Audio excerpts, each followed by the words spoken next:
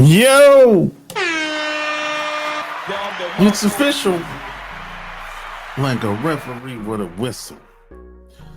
So yeah, I was on social media yesterday, and I don't know if you follow college football or at least watch Colorado play football, right? But I've been watching a lot of Colorado football ever since Coach Prime became head coach, right? So, but there's something that happened after the game with Travis Hunter, great wide receiver and cornerback, special talent, right? Something we never seen in college football. He played both sides of the ball, offense, defense. But something happened after the game, and I thought I was the only person that saw this. I saw the game, and I saw what happened after the game. But something that happened after the game, and I wanted to talk about this. And this is a red flag. And the thing is, when you're young, as men, young men, we don't know no better. You know what I'm saying? Look at this. So she's pissed off. So his fiance, she's pissed off because of something that happened with a cheerleader. When I think once he caught a ball, I think he was playing around, kind of flirting with the cheerleader on the sidelines. And she saw that. Now she's upset and she's making it about her, right? But that shit was all in fun. You know what I'm saying? When you're playing the game, everything is kind of, shit ain't really that, stuff that happens on the football field, it's not really that serious. Stuff that happened on stage is not really, it's kind of like being on stage. It's real, but it really ain't real. But it ain't personal. She made it personal, and she made it about her. If this is a problem for her now, wait until he gets to the NFL. Because when you get to the NFL, this is a different level. The college ain't like being in the NFL. You got women that's throwing that thing. That's gonna be throwing that thing at him when he gets to the NFL. And they're not married yet, but they're supposed to be getting married soon, based on what he said, Travis said. But to me, this is a red flag. This woman is going to be a problem if he gets married to her, because she's insecure. She's insecure about a cheerleader, somebody that's on the sideline, somebody that's not even on the field. So this video footage just happened. It wasn't even 5 minutes. It's probably like 2 minutes tops, right? After the game. And you can tell by how he's getting interviewed by the reporter that his mind is elsewhere. He's thinking about, why is my girl mad at me? What did I do? And how do I fix this? His mind is not there. You can tell by just based on his body language. His head was pointed in the opposite direction, away from the reporter and everything. And it shouldn't be this way. He should be focused, enjoying the moment. He just, I think he had 3 touchdowns. The last college game with his teammates. He shouldn't be standing up there thinking about why his girl is mad at him. That's a distraction. And like I said, if she's having a problem now at Colorado in the mountains with him being on the team, with women throwing themselves at him, what's gonna happen when he go to the NFL? It's a different levels of this shit, man. A lot of women think they ready when they get with these guys that's in NFL, a lot of them find out real fast. They ain't ready. They're not ready for what comes along with it. See, there's a sacrifice you have to make by being with these guys. And these guys, they even have to make sacrifices. But see, a lot of women don't want to make no sacrifices. They want it to be about them all the time. And it just don't work that way. Some women want all the attention. It just don't work that way. It's a sacrifice. These guys do, in NFL, these guys do 12 plus hour days. They do 12-hour days and some. And what she's going to say, oh, you work too much. Oh, you're gone all the time. And she's insecure. And she's one of them girls. An insecure woman usually will, if you're gone all the time, they'll make the excuse and say, oh, I needed somebody to talk to. And these types of girls, they'll cheat on you.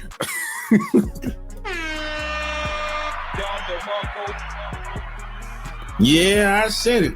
These types of girls will cheat on you. They will. They're almost probably,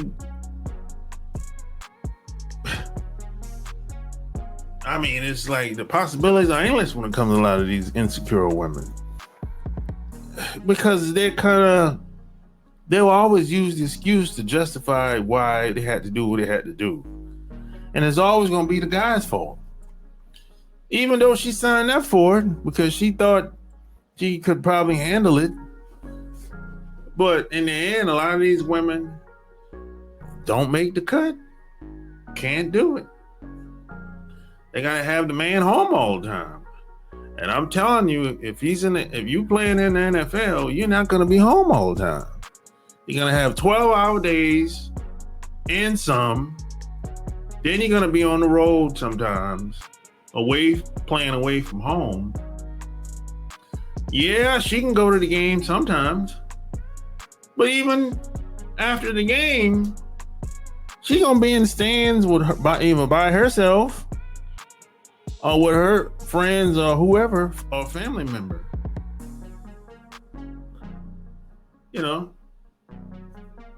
that's the life of an NFL player. And a lot of women can't handle that. They think they can handle it. Sure, they like being around the movers and shakers. They like being around those guys that's on the big stage. But a lot of them, there's a sacrifice that comes along with that. And a lot of these women, especially the younger women, can't handle it. Let me tell you something. A smart young woman would have never acted like that. This man looked like he was trying to kiss her, and she was like, nah. You know what I'm saying? A smart young woman would have never reacted like that. She would have embraced him and even the players and celebrated with them, because it's the last game that they're ever going to play together. But she didn't see it that way. She made it about her. And I'm telling you, these little problems like this, if you let it linger, then it's gonna, you give them an inch, they take a mile. That's what usually happens. And when you're young, most of us don't know no better. You know what I'm saying? We think that, it ain't that big of a deal. It shouldn't be a problem in the future. And I'm telling you, the little things I've learned over the years, it's the little things that make a big difference. It's the little things that turn into big problems in the near future. But see, when you're young, a lot of times some of us don't have anybody around to tell us that. We kind of just let it linger, or we kind of just move forward and we don't do anything about it. Or we just apologize even though we didn't do shit wrong. But we just apologize just so she can let it go. And then something else gonna come up and it'll be another thing. And then another thing. And then another thing. And then it's gonna get to a point where he can't even produce to his and be his best self on the field or at his job, at his craft, because he's thinking about what's going on at home. And that interferes. And if you don't believe that your relationships, your personal relationship affects your productivity, your work, your craft, you being on the field if you're an athlete or being on the court if you're an athlete, if you don't think your personal relationship affects you, you're delusional. You're delusional.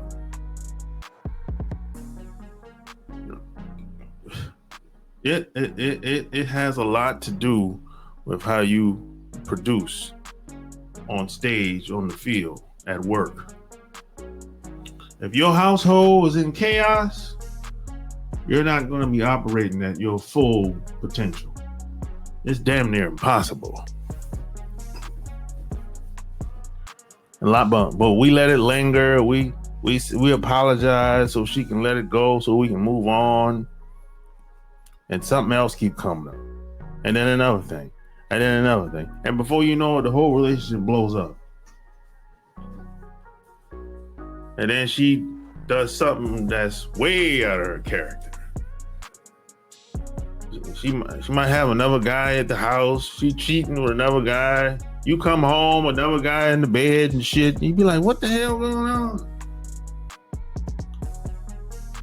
This is the type of chick, them insecure women, they're capable of almost any goddamn thing. I'm serious. And they'll always justify and say, oh, he ain't spending enough time with me. Which is some childish shit, to be honest. But like I said, some women, especially younger women, they just not ready for that shit. They're not ready. There's a sacrifice that you have to make to be with an NFL player, NBA player, military. There's a sacrifice you have to make to be with these guys. And a lot of women are not ready. They think they're ready. They say they're ready until they get with a guy that's in the military, that's an athlete, or got any type of job that requires traveling. Until they get with one of those guys, and they be like, nah, I can't do this shit. This shit is hard. It's a sacrifice to make. Can't make it all about you. It has to be about the family. It has to be about the family. It has to be about where we going, what we doing. You have to, and the thing is, when you get married, you have to want to be married. You have to want to stay married. That's why people get a divorce, because they just don't want to be married no more to that person. But it ain't that complicated. How you get married? Somebody asked Ice Cube, I think, who was it? Cam Newton asked Ice Cube, how do he stay married for what? I think he said 35 years or 40 something. I think he said 40 years. Something like that. He said, hey, how'd you stay married so long? I think he said 30 years. He said, well, Cube was like, we want to be married to each other. That's it. That's the end of the story. It ain't no secret. We just want to be married to each other. Period. We love our family. Period. It wasn't like Cube didn't say nothing about, oh, it's about communication and no. Oh, it's about We love each other. No, he didn't say none of that shit. He said, we just want to be married to each other. And he said, have we made mistakes? 1,000% yes.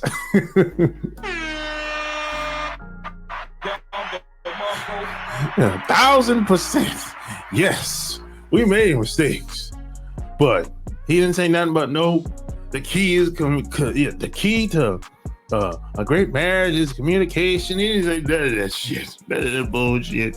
And keep the sexy and always have fun and keep dating. And you gotta have date nights and all the bullshit that you be hearing on the internet. He said none of that. Because it's bullshit. All of it's bullshit. We know all the people that have that grew up with a mom and dad in the same household as married, we know it's bullshit. But people that didn't grow up with a mom and a dad and that's in the same household, they don't know. Them type of people don't know no better because they can't really relate. They think having a good communication is actually the key to a relationship. It's bullshit. It's bullshit. You know, let me tell you, my grandfather barely talked to my grandmother. And they stayed together for, I don't know, 50-something years. 60-something years. Before, I think probably 60-something years before he passed away. They got together when they was 16 years old. And my grandfather barely talked to my grandmother, man. And they stayed together for all them years. So when you tell me the key to a relationship is to have good communication, I'm called bullshit on that. That's bullshit. But people say stuff because, you know, it sounds good and whatever, you know, but whatever, man. But at the end of the day, when this woman gets with Travis, either she's in, either she gonna be in, or she gonna be out. And that's all. That's what it's gonna come down to. You know what I'm saying? There's a sacrifice to be made to be an athlete. Especially he's a top player. Hell, he might win the Heisman. You know, shit. You tell me what you think below. Like, share this episode. Until next time, I'm out. Peace.